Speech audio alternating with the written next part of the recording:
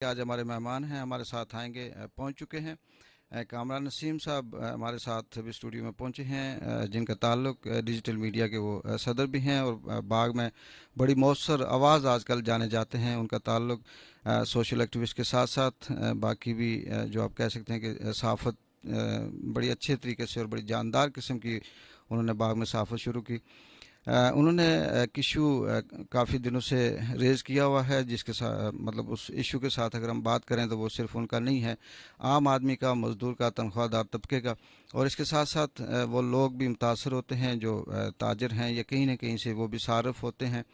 और उनकी बड़ी जानदार आवाज़ महंगाई के ख़िलाफ़ उन्होंने उठाई और बड़े लीगल तरीके से। माजी में ये होता था कि कोई साफ़ी या आम आदमी जाता था और वो सिर्फ ये कहता था जी कि बाज़ार में बड़ी महंगाई है। इस पे ये नोटेड या पिन पॉइंट नहीं होता था कि किस सेक्टर में है और किस हवाले से है। और इस हवाले से उन्होंने बिल्कुल जैसे कहते हैं कि पिन पॉइंट करके इंतज़ामिया को कई बार बावर करवाने की कोशिश की है। किस हद तक वो कामयाब हुए हैं और उनके पीछे उन्हें कितने मुश्किलात का सामना है और किस क्या क्या चीज़ें उन्हें करनी पड़ रही हैं। मैं पहले भी कह रहा था कि हमारे यहाँ ये मसला बड़ा अजीब सा है कि अगर कोई आवाज़ ना उठाए तो कहा जाता है जी कि साफ़ी का काम है इशू को हाईलाइट करना।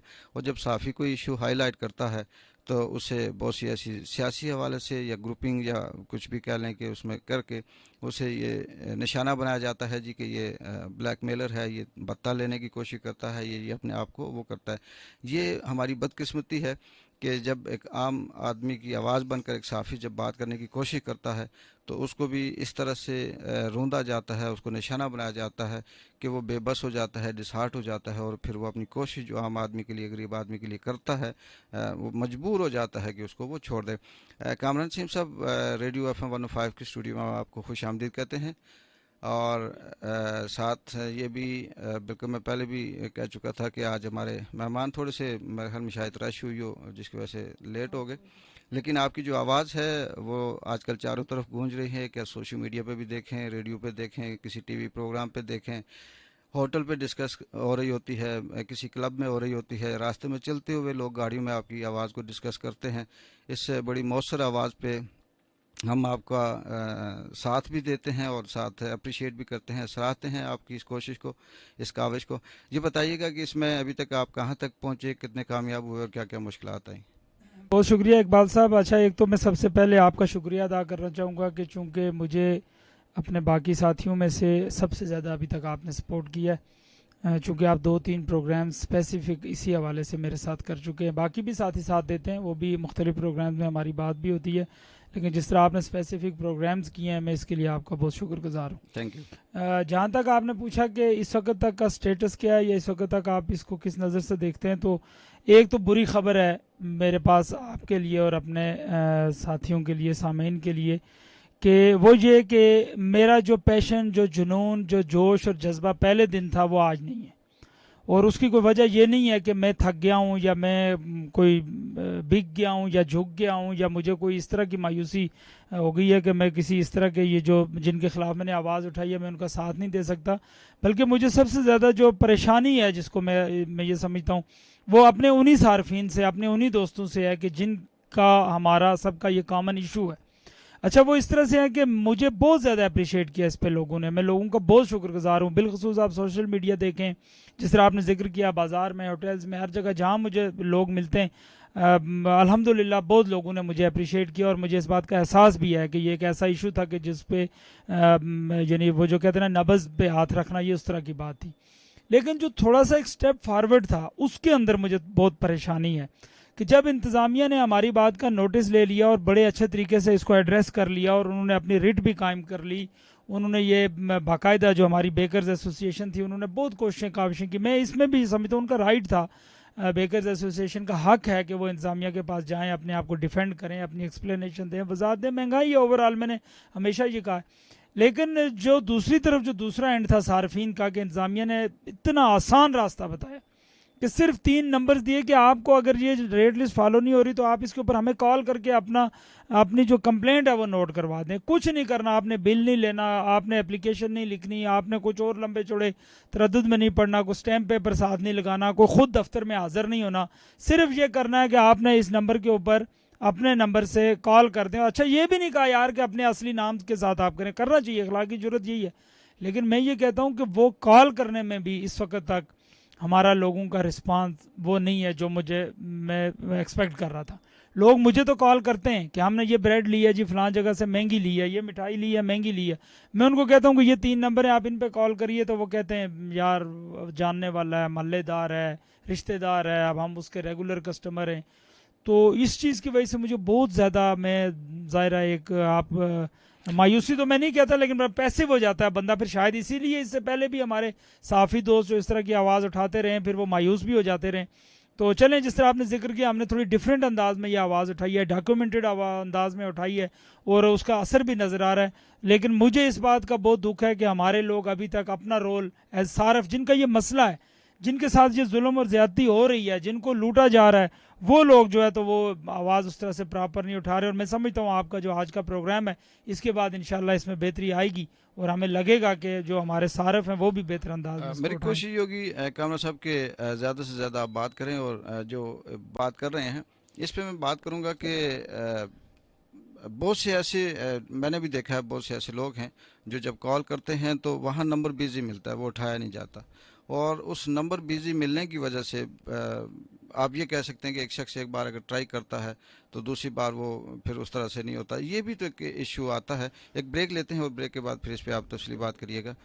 नाज़रीन, हमारे साथ आज मेहमान हैं कामरान नसीम साहब, जो डिजिटल मीडिया के सदर भी हैं, और इसके साथ साथ बड़ी बात की मौसर आवाज़ महंगाई के हवाले से जिनने आपके हवाले से इशू उठाया, ये हैं, इनसे हम तफसीली आज बात करेंगे कि इनको क्या क्या प्रॉब्लम्स हैं।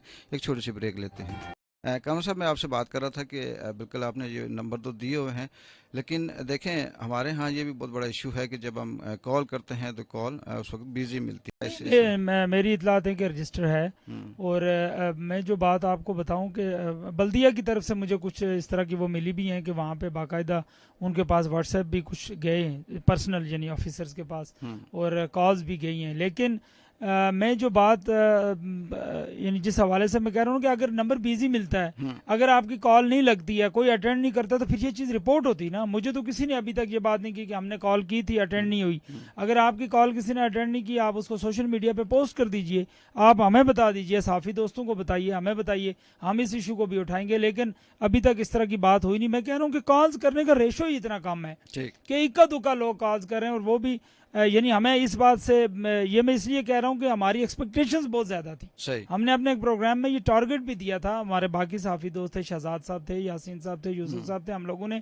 कि सैटरडे और संडे 2 दिन, इन 2 दिनों में कम से कम 50 कॉल्स आप करिए। सही। लेकिन वो रिस्पांस नहीं है। लोग लिहाज करते हैं, लोग पैसिव रहते हैं। हर बंदा कहता है महंगाई है, ओ जी चोर हैं जी, हाँ। लूट गए जी, हाँ। लूट गए, लूट गए। लेकिन जब आपको इतनी बड़ी अपॉर्चुनिटी और इतनी इजी अपॉर्चुनिटी मिली है, आप उसको भी अवेल नहीं कर रहे हैं। ये आपसे पहले भी मैं यही बात कर जी। रहा था, बल्कि जिक्र कर रहा था आपका, कि इसमें प्रॉब्लम ये है कि यहाँ पे हम एक ऐसी दलदल में हैं जिसमें हम ये कहते हैं कि यार वो मेरी जमात का है, और मैंने मतलब जैसे वो हमारे सियासी हवाले से उसका ताल्लुक है, इलाके के हवाले से ताल्लुक है, पड़ोसी है, फलाना जानता है, उसका भाई मेरे साथ है, उसका वालद का मेरा बड़ा अच्छा ताल्लुक है। ये सारी चीज़ें वो गिनने के बाद कोई 15-20 चीज़ें, तो वो ये कहता है मेरा, मैं अगर सामने ना आया अच्छा तो चंगा, यानी कि ये इस हिसाब से वो करते मैंने हैं। असल कौम हम मुनाफिक हो गया ना, हाँ, लेकिन मसले लेकिन मैं आपको ये का कहूँगा शिकार हो कि गए। आप अक्सर बात करते हैं, मैं ये कहता हूँ कि कामरा साहब, आपकी कामयाबी ये नहीं है कि कोई एक्शन ले और लाओ लश्कर के साथ इंतज़ामिया आए और वो बिल्कुल एक एक जगह पे दुकान पे खड़ा करके तो रेट्स को कम करे, बल्कि आपकी कामयाबी ये है कि लोग आपके ख़िलाफ़ वहाँ अगर शिकायत करते हैं, झूठ बोलते हैं, इल्ज़ामात देते हैं, ये आपकी कामयाबी है मेरी की है नज़र ना जी, है। कामयाबी फिर मिली है। लोगों ने कहा कि ये साफ़ी ब्लैकमेलर है, ये ऐसे हमें बदनाम कर रहा है, इसके ये मोटिव्स हैं, ये किसी के साथ पर्सनल है, फिर वो चीज़। ये इल्ज़ाम बेशक होता है, इसमें कोई इशू नहीं है। मैंने ब्लैकमेलर भी कहेंगे, कुछ कहेंगे जी कि वो अपने अपने होते हैं। कोई कहता है जी नाम बनाने के लिए, नंबर बनाने के लिए, ये करने के लिए, लेकिन ये हर जगह पे है। ऐसा मुमकिन नहीं है कि आप ये कहें कि हम आवाज़ उठाएं और उस आवाज़ के लिए लोग हमारे पीछे चलना शुरू हो जाए। हालांकि ये महंगाई का वो इशू है जिसमें कोई कैटेगरी नहीं आती, यानी इसमें फ़र्ज़ करते हैं कि अगर एक डिप्टी कमिश्नर है, वो भी जब दुकान पे जाता है तो सारिफ होता है। सही है। ये अलग बात है कि वो मुतासर कम होगा, ये अलग बात है कि उसको फील कम होगा। एक ताजिर है जो रोज़ाना कई लाखों अगर वो कमाता है, लेकिन वो भी जब चीज़ें ख़रीदने जाता है तो उसको भी फ़र्क पड़ता है। मतलब महंगाई से मुतासर वो भी होना चाहिए, हम उसकी भी आवाज़ उठा रहे हैं। लेकिन यहाँ पे बात वही की जाती है कि एक और बड़ा यहाँ जो हमारे खित्ते का इशू है, कम सब ये भी है कि शाम को मैं बिल्कुल यहाँ से बरमला पहले भी कहा, इससे पहले भी प्रोग्राम में करता रहा हूँ कि जितने भी लोग हैं ये ताजर बहुत बड़े सियासतदान, यानी हमारा सियासतदान इतनी ताल्लुक नहीं रखता जितने ये ताजरों के होते हैं। इन्होंने जितनी इंतज़ामिया चेंज होती है, सबसे पहले ये SP, DSP, SHO, DC, AC जो भी लोग होते हैं उनको दावतें, चाहे वो अगर घर नहीं बुला सकते तो होटलों पे खिलाते हैं, होटलों पे नहीं बुला सकते तो उनके घर भेज देते हैं, बड़े बड़े गिफ्ट भेज देते हैं। ये वो चीज़ें हैं जो बेसिकली उस कार्रवाई को जिसकी आवाज़ मैं और आप उठाने की कोशिश करते हैं उसके खिलाफ कम करने की, मतलब थोड़ा सा हल्का हाथ रखने की तरफ इशारा होता है। और यही वो चीज़ है जो हमारे और आपके रास्ते में रुकावट होती है। अच्छा इकबाल साहब देखें, ब्लैक शीप्स जो है ना, काली भेड़ें, ये हर फील्ड में, ये काम सिर्फ आपके ये ताजर नहीं करते, ये मैं और आप, हमारे साफी तबका में भी ये लोग करते हाँ हैं ना। बिल्कुल हैं। ये पॉलिटिशियंस भी करते हैं, ये डॉक्टर्स भी करते हैं, वकला भी करते हैं, टीचर्स भी करते हैं, आम आदमी भी करता है। ये लटकते जा रहे होते हैं इनकी गाड़ियों के साथ। जो हाँ कितनी मरतबा आपने, हमने खुद भी अपनी हाँ आंखों से देखा ना कि ठीक है भाई, आपने एक बंदे को सलाम कर लिया, हाथ हिला लिया, फिर साथ घिसटते भी जा रहे हैं। अब मतलब कहने का ये है कि अच्छा वो जो जिनकी आप बात करते हैं, जो इंतज़ामिया एडमिनिस्ट्रेटर्स हैं, एसपी हैं, डीसी हैं, एसी हैं, ये लोग हैं भाई, उनकी एक ज़रूरत होती है। हम्म, जो जो एडमिनिस्ट्रेटिव लोग हैं ना, उनकी एक ज़रूरत है, उन्होंने तमाम तबकात को जो है वो डील करना पड़ता है, सही पब्लिक है। डीलिंग है ना उनकी ठीक जॉब। है। उनको ताजरों के साथ भी बना के रखना होती है, वकला के साथ भी, डॉक्टर्स के साथ भी, साफियों के साथ भी, आम आदमी के साथ भी, अपना अपना अंदाज है हर ऑफिसर का डील करने का। लेकिन इसका ये मतलब हरगिज नहीं है कि आप जो नया ऑफिसर आए हम्म आप उसके ऑफिस में पहुंच जाएं, जो नया ऑफिसर आए आप उसके हक में पोस्ट चढ़ा दें। हम्म जो देखें वहां पे प्रॉब्लम उस वक्त होती है कि एक तो ये तो महंगाई है, हम्म खुद साख्ता महंगाई है। हम्म तीसरा ये कि आप जब कहीं कंप्लेंट कर रहे हैं, आप ऑफिस में जाएं, हम्म किसी ऑफिस में आप जाएं, मैं इतना ज़्यादा इन ऑफिस में तो जाता नहीं हूं, लेकिन मेरा जो ज़ाती भी तजुर्बा है हम्म, और जो लोग भी बताते हैं कि आप जिस ऑफिस में जाएं ये लोग पहले से वहां बैठे होते हैं। बैठे होते भाई हैं। इनका काम क्या है कि ये रूटीन में आपको SP office, DC office, AC office, tehsildar office, ये जो आपके बाकी ये जो दफातर हैं इस तरह के, बल्दिया क्या, ये क्यों रूटीन में ये लोग वहां जाते हैं, क्यों ये ऑफिसर इनको एंटरटेन करते हैं, वजह क्या है डेली जाने की? अच्छा फर्ज तो हम करते भी हैं। इस मुल्क के शहरी हैं, इनके कोई बहुत ज्यादा काम है, कोई हमारे कोई काम नहीं है, हमारी जमीनें नहीं है, हमारी दुकानें नहीं है, हमारे मसाइल नहीं है, हमारे मुकदमात नहीं है, इनका क्या डेली बेसिस पे क्या काम है?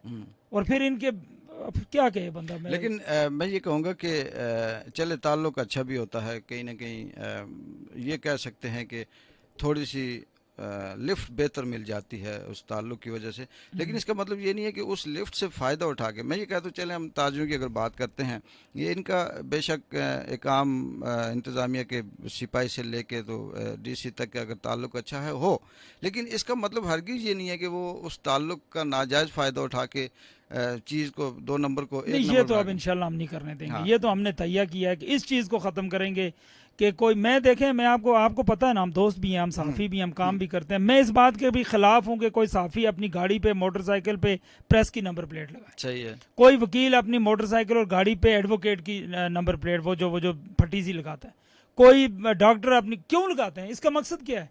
आप जरा गहराई में जाके सोचिए। लोगों को मरूब करना चाहते हैं, किसी ट्रैफिक पुलिस एहलकार को मरूब करना चाहते हैं, आम आदमी को मरूब करना चाहते हैं कि ये नंबर प्लेट लगी हुई है और ये आगे से आने वाला जो है ये हट जाए, ये हमें देख के डर जाए, ये हमें देख के सलूट मार दे, ये मेरी गाड़ी को ना रोके। आपको वकील को आपकी बार काउंसिल ने कार्ड दिया है, आपसे कोई शनाख्त पूछता है, अपना कार्ड निकाल के दिखाई। साफी को उसका इदारा कार्ड देता है, शनाख्त पूछता है, कार्ड निकाल के दिखाई। गाड़ियों और मोटरसाइकिलों पर ये फटियां लगा के आप क्यों ये मरूब करते हैं? वजीरों को क्यों घरों में खाने खिलाते हैं? वजीर ऑफिशियल टूर में आए, प्राइम मिनिस्टर ऑफिशियल टूर में आए, वो लोगों के घरों में खाने खाए प्राइवेट, ये मुमकिन नहीं है, ये इस मुल्क का कानून नहीं है, इस रियासत का कानून नहीं है। वो लाग बुक मेंटेन होती है, वो टीएडीए लेता है, वो आप कैसे प्राइवेट खाना खिलाते हैं और दूसरे दिन फिर तमाम इदारे आपके नीचे होते हैं? ये इस बात के ये हमने तैयार किया कि इस चीज़ के ऊपर हम आवाज़ उठाएंगे। सही है। और इसके एक पीछे ये भी रीज़न हो सकती है कि जो जैसे हम कहते हैं कि जो जिसके पास कुछ नहीं होता वो ज़्यादा बोलता है। जैसे कहते हैं कि जो बड़ा दानिश्वर होगा, जितना इल्म उसके पास होगा, शख्स उतना खामोश होता है। ये जो तख्तियाँ लगाती हैं, ये प्लेटें लगाते हैं, ये नंबर लगाते हैं, ये मेरे ख्याल में कहीं उस लेवल पे इनकी परफॉर्मेंस नहीं होती, ये शो नहीं होते कि वाकई अगर डॉक्टर है तो उसने उसकी कारकर्दगी हो, लोगों को पता हो कि ये डॉक्टर बड़ा अच्छा है। साफ़ी है, उसकी कारकर्दगी हो कि आम आदमी की नज़र में हो कि यार ये बड़ा जेन्युइन किस्म का काम करता है। जो मैंने ऐसे भी लोग देखे देखें कानून साहब कि जिनको सहाफ़त की अलफ बे भी नहीं पता होती और जिसकी वजह से बहुत से सहाफ़ी बदनाम भी हैं, वो बड़ी बड़ी नंबर प्लेटें लगा के इसलिए फिर रहे होते हैं कि अपना तारुफ साथ ये लेके जा नंबर रहे होते हैं। प्लेट्स हैं ही इसीलिए ना, हम्म। ये इसीलिए हैं कि आपके पास 2 नंबर गाड़ी है, हाँ। आपके पास कोई इस तरह की चीज़ है, उसके ऊपर ये लगा लीजिए। और फिर जिनके पास ओरिजिनल 1 नंबर गाड़ी है, मैं ये कहता हूँ कि उसको भी क्या ज़रूरत है लगाने की। मसलन मेरे को एक दोस्त साफी दोस्त कहने लगा जी फलां जगह हमने टोल टैक्स नहीं देना पड़ता, ये वो इसे। भाई तो आप रुक के उसको बता के अपना कार्ड निकाल के बता देना, तो वो आपको क्या देगा कि ठीक है, अगर आपको अथराइज है कि आप टोल टैक्स ना दें, वहाँ पे कोई इस तरह की बात है तो आप गुजर जाइए। लेकिन ये क्या है कि आपने अपनी गाड़ी के आगे फ्रंट के ऊपर इतना बड़ा बैनर लगा लिया अपना इदारे का, सहाफत का। तो ठीक है, फिर आप लोग लगा के रखिए कि मैं इसको मुनासिब नहीं समझता, कल शायद मैं भी इस रंग में रंगा जाऊं, मैं भी लगा लूं, लेकिन ये मुनासिब नहीं। आप, मैं ये कहता हूं कि रियासत रोके ना इन चीज़ों से।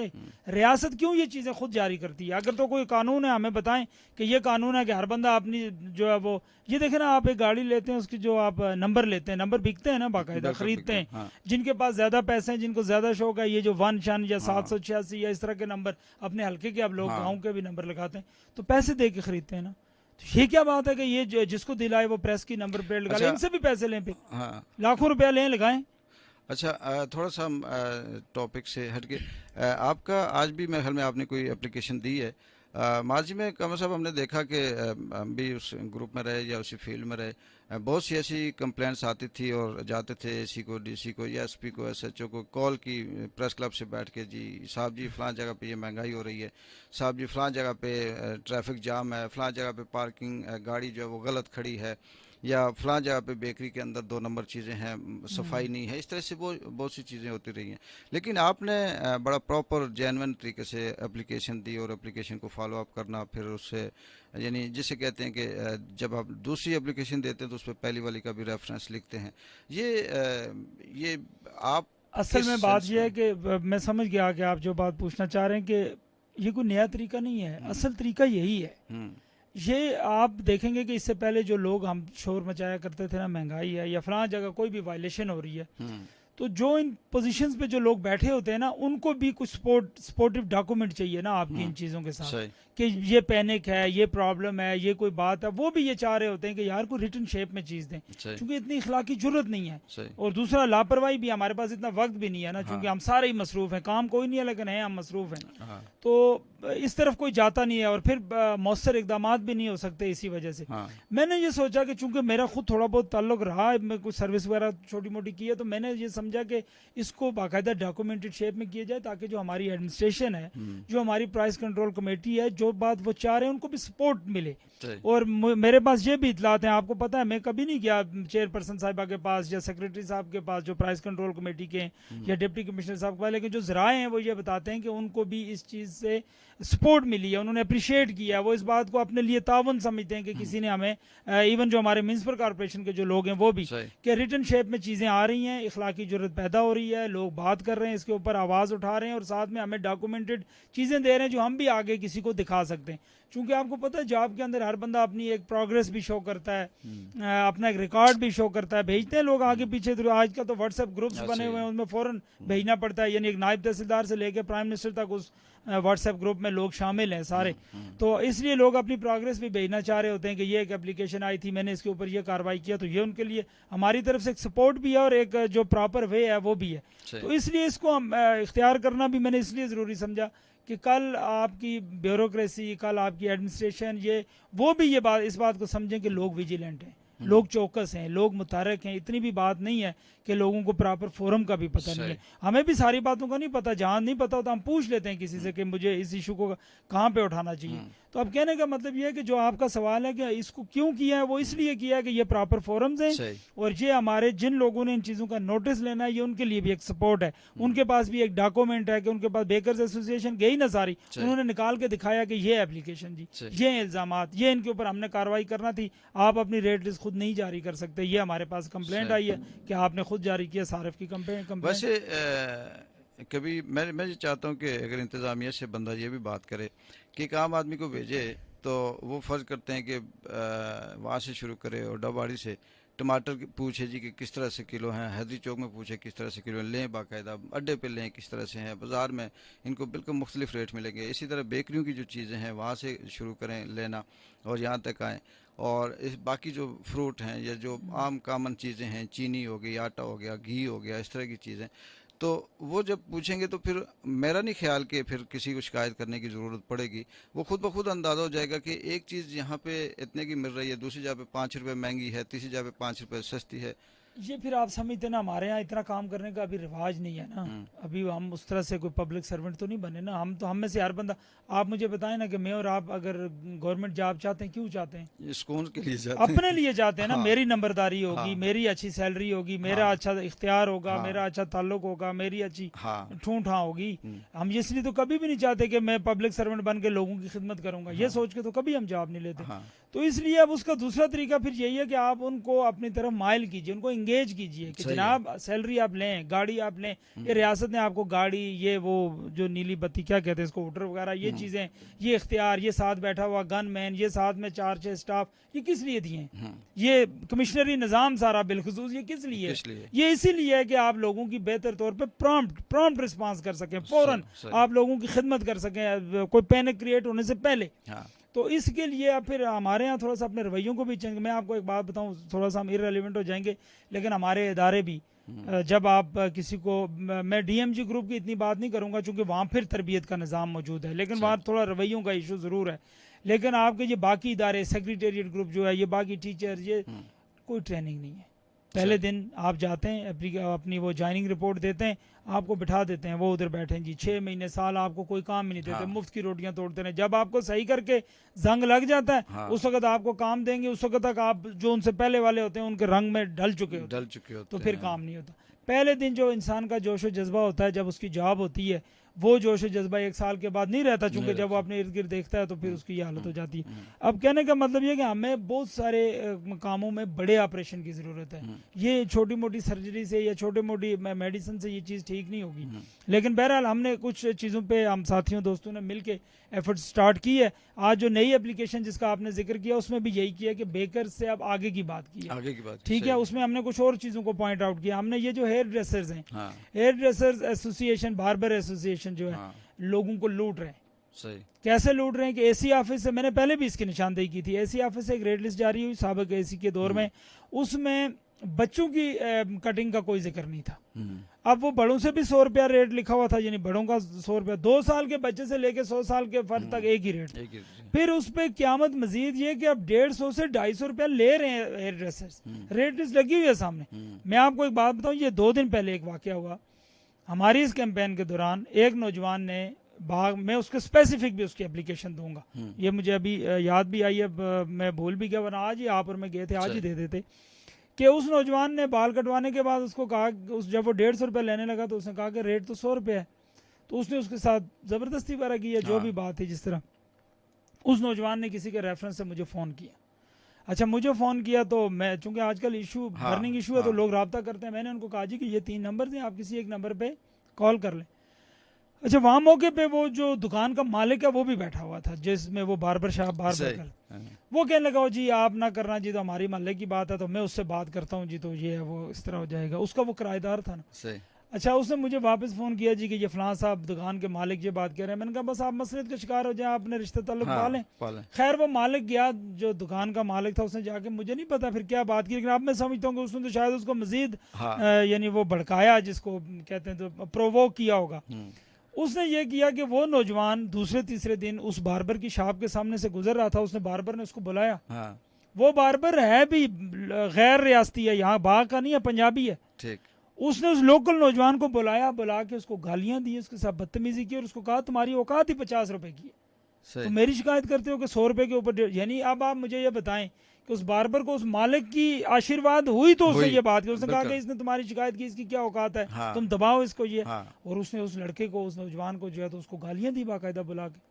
अब ये उसने मुझे कल ये बात, यानी ये बदमाशी है, ये नौसरबाजी है। फिर ये कहते हैं ना कि हमारे खिलाफ बात ना करें। अब हम सबको तो नहीं कहते सब चोर हैं, लेकिन जो चोर हैं क्या उसके खिलाफ बात ना करें? क्या नौसरबाज को नौसरबाज ना कहें? कोई इससे नर्म लफ्ज बता देना नौसरबाज के लिए, हम वो यूज कर लेंगे। तो ये इसी तरह स्कूल की गाड़ियों की जो शिफ्ट्स हैं, इनके बारे में शिकायत है शदीद। आजकल तो मेरे साथ मुख्तलिफ तबकात के लोग रब्ता करते हैं खुद, अब तो मुझे ज़रूरत ही नहीं है ढूंढने की, अब लोग खुद बता रहे 3 से 4 रुपए पेट्रोल डीजल बढ़ता है। ये अभी फिर बढ़ेगा, अल्लाह ना करे। मैं आपको बुरी खबर सुनाने जा रहा हूँ कि इस 15 तारीख को 7 रुपए पेट्रोल और 10 रुपए डीजल बढ़ने के इम्कान हैं। तो 3 से 4 रुपए बढ़ा, उन्होंने 100 रुपया फी बचा बढ़ा दिया। भाई मेरा सवाल ये, मेरा कोई सवाल इसके ऊपर नहीं है, मेरा सवाल ये है कि रियासत के अंदर रियासत कैसे, आप अपनी रेट लिस्ट, आप अपने किराए, आप अपने ये बर्गर का रेट, ये मिल्क शेक का रेट, ये शवारमे का रेट, ये चना चाट का रेट, ये बच्चे को ले जाने का रेट, टीचर को, ये आप खुद कैसे करते? रियासत के अंदर रियासत है। अच्छा, आपकी इस बात से मुझे याद है फोटो स्टेट से, कामरान साहब, आप जो डिप्टी कमिश्नर का जो प्लाजा है, जो बिल्डिंग है, उसमें जो फोटो कापी वाला बैठा हुआ है, साथ ही जो वकला का प्लाजा है उसमें जो फोटो कापी का बैठा हुआ है, अच्छा, और जो बाजार में नीचे बैठा हुआ है, आप फोटो कापी करवाएं सिंपल सादा सी, आपको ज़मीन आसमान का फ़र्क मिलेगा। 5 रुपए फी कापी प्लाजे के अंदर, डीसी के ऑफिस के अंदर जो बैठा वो ज़्यादा ले रहा है। जिसने बिजली का किराया भी नहीं देना, जिसने दुकान का रेंट भी नहीं देना, जिसने वहाँ पे किसी मुलाजम वो जो रखा हुआ उसको तनख्वाह भी नहीं देनी, तो वो 5 रुपए की दे रहा है, तो बाजार में 2 रुपए की, यही बात नहीं, वो 10 रुपए की फोटो कापी कर रहा है, बाजार में 5 रुपए की, बाजार में 5, यही बात। तो ये फिर अब देख लेना, इस पे तो एप्लीकेशन बनती है। हाँ, मैं कल गया वहाँ पे, मैंने कॉपी करवाई तो 6 कापियाँ करवाई मैंने, तो 60 रुपए उसने मुझसे लिया। वही कापियाँ मैं बाजार से करवा के जाता तो मुझे 30 रुपए देने पड़ते। अब वहाँ मैं क्या बात करता, यानी कि नहीं, मैं क्या बात करता कि आप हाथ से लिखते एप्लीकेशन, ये क्या है? सिंपल हैंड रिटन एप्लीकेशन लिख के जमा करवाते डीसी के उसके पास, क्लर्क के पास, वसूली नंबर लेके आ जाते। हाँ, नेक्स्ट जाएंगे हम। आज आपका प्रोग्राम सुन रहे हो डीसी साहब, तो उनको नोटिस देना चाहिए। मैं ये मुतालबा करता हूँ उन तक पहुंचेगा प्रोग्राम, बिल्कुल पहुंचेगा। तो ये इस बात का नोटिस लें कि ये क्या मतलब है कि जिसने ना किराया देना है दुकान का, ना बिजली का बिल देना है, ना कोई बंदा रखा हुआ उसको मुलाजम को तनख्वाह देनी है, चूंकि वो भी वहाँ डीसी ऑफिस का ही कोई होगा। और इसी तरह ये जो इनके कैफेटेरियाज हैं जो अंदर हैं, उनकी भी यही हालत है कि बाजार का रेट जो दुकान का किराया भी दे रहा है होटल वाला, जो इसके बिजली का बिल भी दे रहा है, गैस भी दूसरे, उसके रेट में और उसके रेट में मसलन अगर वो बराबर भी होता भी गलत बात, देखिए उसका रेट तो सब्सिडाइज होना चाहिए। तो मेरा यहाँ कहने का मकसद ये था कि यहाँ देखें कि खुद जहाँ पे हम शिकायत लेके जाते हैं, जिनसे हमें उम्मीद है कि ये कुछ रिलीफ दिलवाएंगे आवाम को, उनके नाक के नीचे ये चीज़ हो रही होती है। बाहर हम किससे बात करें? चिराग तले अंधेरा होता है ना, ये तो आपने बड़ी मशहूर कहा उसने, लेकिन पॉइंट आउट करना हमारा काम है, वो इंशाल्लाह। कामरान साहब, आखिर में कोई ऐसी बातें, क्योंकि हमारा प्रोग्राम था कि काफ़ी लंबी बात करेंगे, वो कुछ जो मैं नहीं आपसे पूछ सका या आप कहना चाहते हैं रिकॉर्ड में आए, बेशक खुल के कहें, मुझे से कोई वो नहीं है, मैं ये नहीं कहूँगा कि कोई पाबंदी है, क्योंकि देखें हम जब बात करते हैं अवाम की करते हैं, आम आदमी की बात करते हैं, साफ़ी का काम, या हम चलें छोड़ें साफ़ी भी नहीं है हमें काम, शहरी हैं, उस हवाले से भी हमारा हक बनता है कि हमें जो मसाइल हैं, ये जो हमारे ऊपर इंतज़ामिया है, इनका काम ये है कि हमें रिलीफ दें। अगर कोई आप ऐसी बात करना चाहते हैं तो देखें। एक बात को बाई चॉइस कर रहा हूँ, मैं किसी मजबूरी के तहत नहीं कर रहा। मैंने ग्रेजुएशन की थी एक बार, जब मैंने सहाफ़त ज्वाइन करना चाहिए, मैंने दोबारा मास कम्युनिकेशन के साथ ग्रेजुएशन की, 2 साल मजीद लगाए, ठीक है।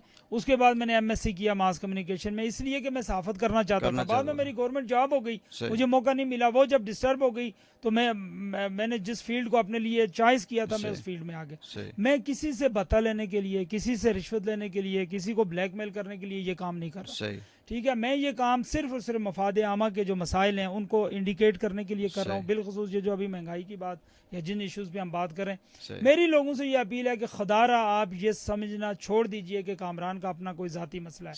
ये लोगों से मुझे तावन चाहिए कि आप आम आदमी, आप आम आवाम जो हैं, आपको इतना आसान रास्ता जब इंतजामिया ने दिया, खुदारा अपना ये हक एक्सरसाइज कीजिए। यार अपना नाम भी गलत बता दीजिए, मत बताइए, मत सामने आइए, कोई आपसे नाराज, आप सिर्फ रिपोर्ट तो कीजिए कि आपको लूट। मैं आपको एक वाकया सुनाऊं, ये मशहूर प्राइवेट स्कूल है बाग का, पिछले दिनों उन्होंने अपनी टीचर्स ट्रेनिंग करवाई, वर्कशॉप, तो उसमें जो रिसोर्स पर्सन था वर्कशॉप करवाने वाला बंदा, वो इस्लामाबाद से या लाहौर से, बाग से बाहर का था। वो आया यहाँ पे 2-3 दिन रहा, उसने पता उन टीचर्स को क्या कहा वर्कशॉप के दौरान, उसका आपके बाग में तो इतनी शदीद महंगाई है, यहाँ पे बंदा कमाएगा क्या और खाएगा क्या, आप लोग कैसे रहते हैं यहाँ।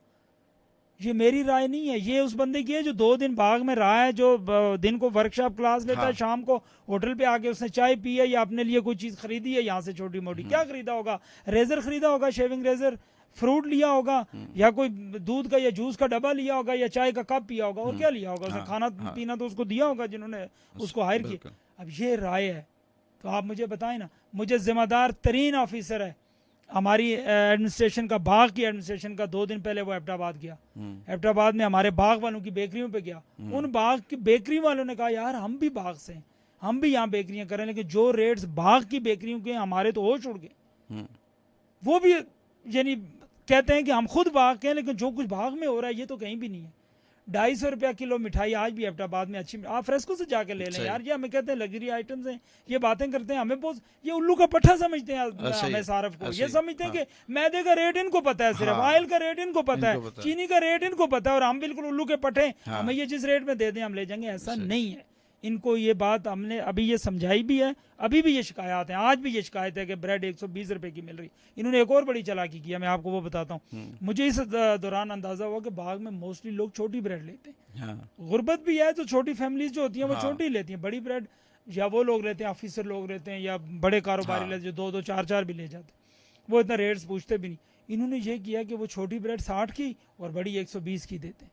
हालांकि बड़ी का रेट तो 110 लगाया ना इंतजामिया ने। हाँ, अब इसके ऊपर रिपोर्ट का 2 दिन के बाद मैं आपको बताऊंगा इस बाग में क्या होगा इंशाल्लाह। इनकी ये गलत फहमी है कि हमने लिख के दीवारों पे लगा दिया है और हाँ, अब इसको कोई पूछने वाला नहीं है। हमने ये ऐद किया है, इंशाल्लाह आप हम दोस्त मिल के इसका फॉलो अप करते रहेंगे। उस दिन जिस दिन ये आवाम के साथ ज्यादती करेंगे, जिस दिन लोगों के साथ ज्यादती करेंगे, हम इंडिकेट करेंगे, सही है, इसलिए कि हमारी पर्सनल लड़ाई नहीं है। सही लेकिन है। जब ये इस तरह से दीदा दिलेरी करेंगे, हुकूमत की रिट को, इंतजामिया की रिट को चैलेंज करेंगे, फिर हम इनके साथ पर्सनल भी होंगे। फिर नहीं होना, फिर पॉइंट आउट करेंगे कि फलां बेकरी पे ये रेट है, मेरे साथ चलें, वीडियो बना के इनको देंगे। सही है। कमर साहब, बहुत बहुत शुक्रिया, आप रेडियो एफ 105 के स्टूडियो में आए और अपनी जो बात थी इस हवाले से अपने नाज़रीन को, सुनने वालों को, देखने वालों को बताया। इंशाल्लाह हमारा तावन आपके साथ रहेगा। मैं ज़ाती तौर पे ये कहता हूँ कि मैं आपको नहीं, आप बहुत मायूस तावन करते हैं, मैं आपका मायूस बहुत नहीं होने दूंगा, शुक्रगुजार हूँ। मायूस नहीं होने दूंगा।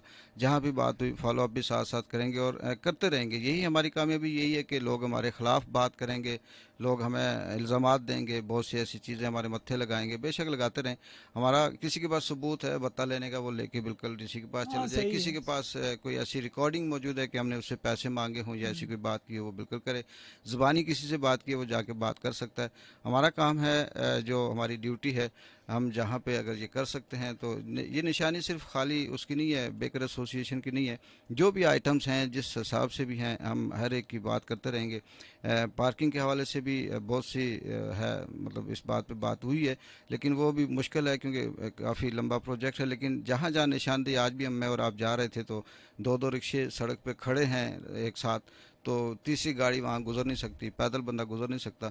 अब देखते हैं कि इंतज़ामिया जो आने वाली साबर मुगल साहब हैं, ये इस पर क्या करते हैं, बीनेश जराल साहब है, इस पर क्या इनिशिएटिव लेती हैं। और हमारा जो तावन उनके साथ भी रहेगा, बाकी दोस्तों के साथ भी रहेगा। तमाम सुनने वालों को अपने मेज़बान इकबाल जंजू और मेहमान कामरान नसीम साहब को साथ नेक तमन्ना है। कल इंशाल्लाह एक नए प्रोग्राम के साथ, नई ख्वाहिश के साथ और नई अपडेट के साथ हाज़िर होंगे। तब तक के लिए इजाज़त दीजिए। अल्लाह हाफ़िज़।